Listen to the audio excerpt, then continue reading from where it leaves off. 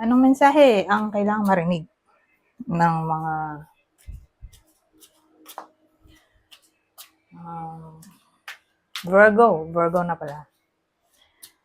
Mula October 13 to 19, 2024. Pwedeng nangyayari na to o mangyayari pa lang. Kung hindi man para sa inyo itong magiging reading, di baka para sa someone na malapit sa inyo o sa someone na kakilala nyo mismo. Baka may lumabas na gender mamaya. Gawin nyo na lang energy, masculine at feminine energy. Hindi ko alam kung anong magiging reading. Kung positive ba o negative. Depende sa kung anong mapipick up kong reading o energy. So, tulad ngayon, Seven of Bats. Seven of Swords to. Ito, Knight of Pentacles. Ano to?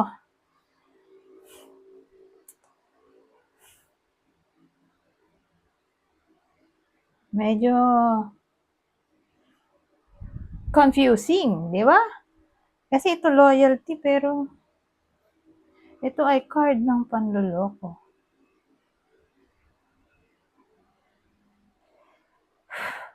Well, actually, ibang case ganito. Baka yung iba sa inyo, mabilisan ba na mapunta sa relasyon? As in, di man lang pinag-isipan, gano'n. Tapos sila na agad. As in, isang buwan lang. Isang buwan pa lang silang nag-meet. Sila na agad. So, pag medyo nakakatakot kasi hindi mo kilala ng lubusan yung tao. Di ba? Hindi mo alam kung anong pagkatao nun. Kung may bad habits ba yun. O may krimen bang nagawa sa nakaraan. Hindi natin masasabi. Pero gano'n ang nangyari dito. Naging sila na agad. Kakakilala lang. O sabihin natin wala pang 1 taon, mga 6 months pa lang. Hindi lang magkakilala, tapos ayun, sila na agad. Yan yung unang senaryo. Pangalawa,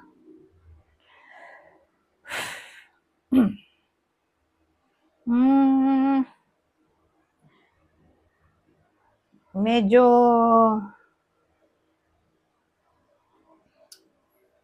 alarming yung in-offer dito na commitment. Okay? Para to dun sa manliligaw pa lang o sila na.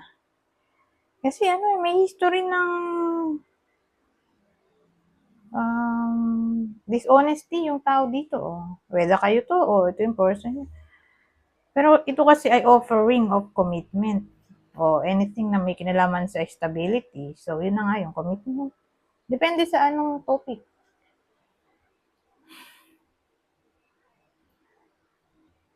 So, again, medyo alarming siya.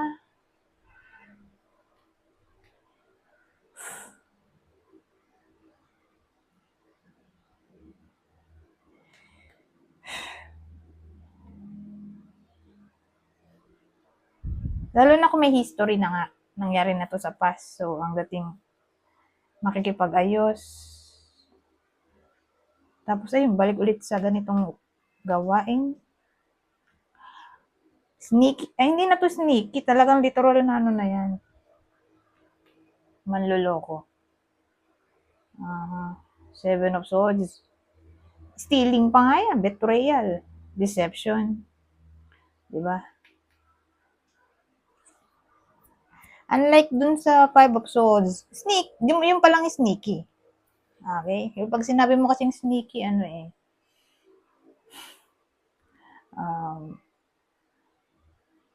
yung kilos pa lang niya parang mild.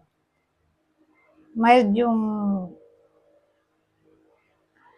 kalokohan.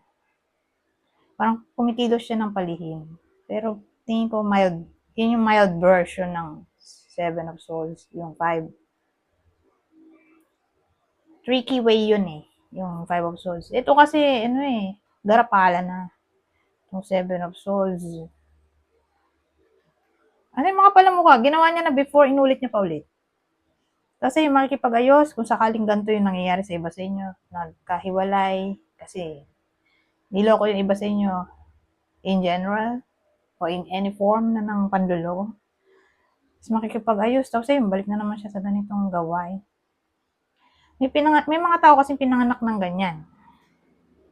Okay? Na may tama sa ulo. Kaya nga, sabi ko kanina, maganda kung kilalanin muna yung tao bago makipagrelasyon. Kasi, mahirap. Di mo masasabi kung anong totoong motibo, ugali, o pagkatao ng isang tao. Kasi may iba na may sapak pala sa ulo. Hindi mo malalaman agad-agad yan. So, mahirap kung nandun ka na sa sitwasyon, hindi ka na makalis. Lalo na kung may anak kayo. Kaya beware. Okay? Lalo na dun sa in love. As in, na-meet na nila yung taong to. In love na nga sila. Nililigawan na nga sila siguro probably. Kaya lang nga, pag naging sila, ayan, doon pa lang magsisisi. Alam nga namang lahat ay tatamaan ng reading natin. Siyempre hindi. So, ito yung clue. Okay? Bilang gabay. Para makilala nyo itong taong hindi mapagkakatiwalaan. Kaya ito yung nanliligaw, nagugustuhan, o karelasyon. O ito. Ito ang clue. Pwede rin itong maging clue sa inyo. Kasi pwede rin siyang vice versa eh. So, yung clue natin pwedeng tumama sa inyo o sa person nyo. Dadamihan ko na. Gawin kong 4. Para sure. So, may someone dito. May uwang ano ba tawag dito? Ngipin. Ito, kulot ng buhok. Ito naman, maskulado. O may muscle. Asian. Na malamang Asian tayo. O kapwa nila Asian yung partner nila. Kasi may iba na foreigner yung partner, di ba? O nagugustuhan. Anyways, punta pa tayo dito sa zodiac sign naman. Kung dito nag-resonate, pwede ito. Zodiac sign. Sagittarius, o isa sa earth signs. Taurus, Virgo, Capricorn. Ngayon, punta tayo dito.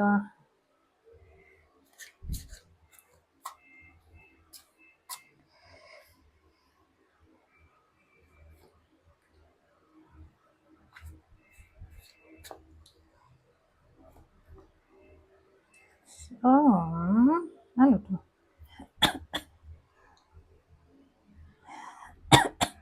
So, ang dating dito, kailangan mag-pay attention ng iba sa inyo. Kasi,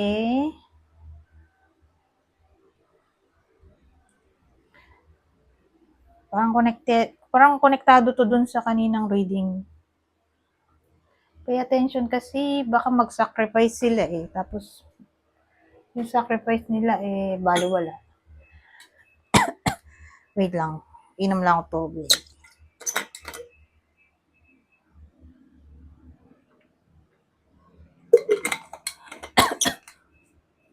So, pay attention siguro sa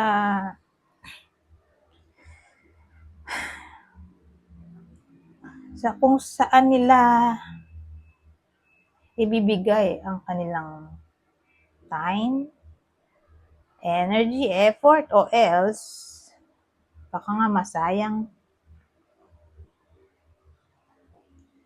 Ganon.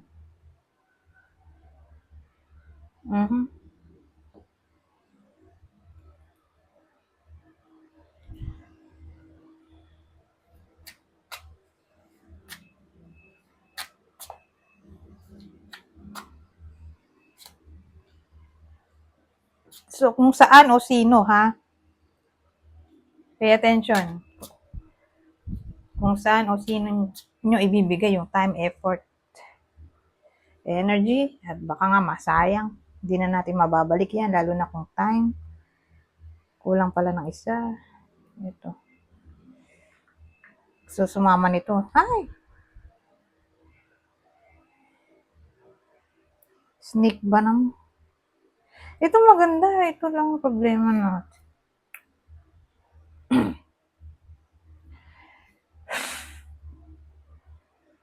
Pero gagawin ko ng ibang scenario. Gawin natin positive at negative. So, doon muna tayo sa negative. Okay? Sa negative, magkakaroon na kayo ng idea kung sino yung someone na backstabber, fake, o hindi mapagkakatiwalaan. Kasi may someone nga dito na may masamang motibo. So, ang dating,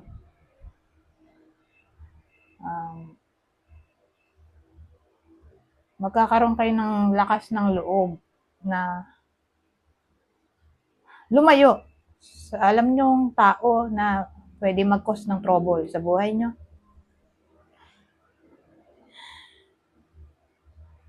Hindi ko lang kung negative o positive ba yun. Pero nasabi ko yung di ba? About negative intentions. So, negative. Yun yung negative reading. Ngayon yung positive reading. Paano?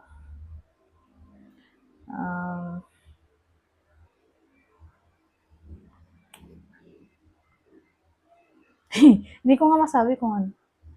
Positive o negative yung kanin. Pero dagdag din ganito. Di ba kanina sabi ko, alis na kayo sa negative situation o negative people, toxic. Pwede rin to sa anything na may kinalaman sa temptation o toxic talaga.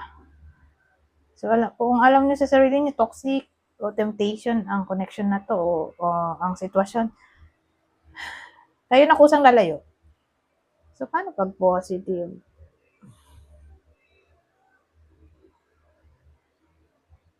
Snake. Siguro, may promotion. Magkakaroon ng promotion sa tulong ng diskarte o intelligence o assertiveness, confidence, aggressiveness. Ganon.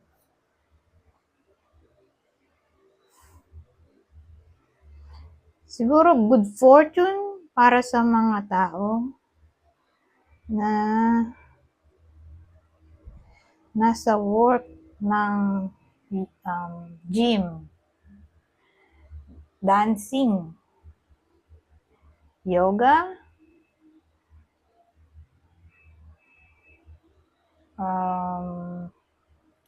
ano ba ba? Yoga.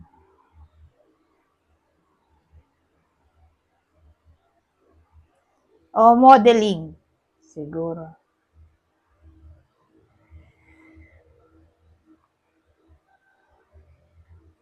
Modeling. Fine arts in general. Doon may good fortune.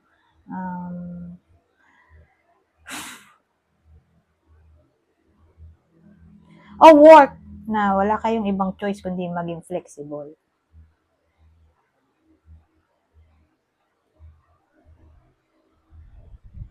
Entertainment, pwede rin. Entertainment industry, music industry.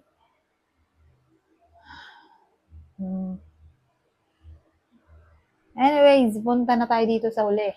Ano pang masasabi nito? Kuha lang ako ng 3. Babasahin ko na lang. Extra message o advice sa week na to. Awakening, a realization, shift o discovery. Balance, juggling too many times too many things pala to. Balance, juggling too many things at once. Find time for yourself. At ang huli, confession. Releasing a secret. Pursuing virtue through honesty. So, case-to-case basis to Pwedeng may mag-confess sa inyo o kayo yung magko-confess. Asahan natin na magiging busy ang iba sa inyo dahil nagja-juggle kayo dito. Nagmo-multitasking. At may ma-realize kayo o madi-discover sa week na to. Anyways, hanggang dito na lang. Goodbye po na.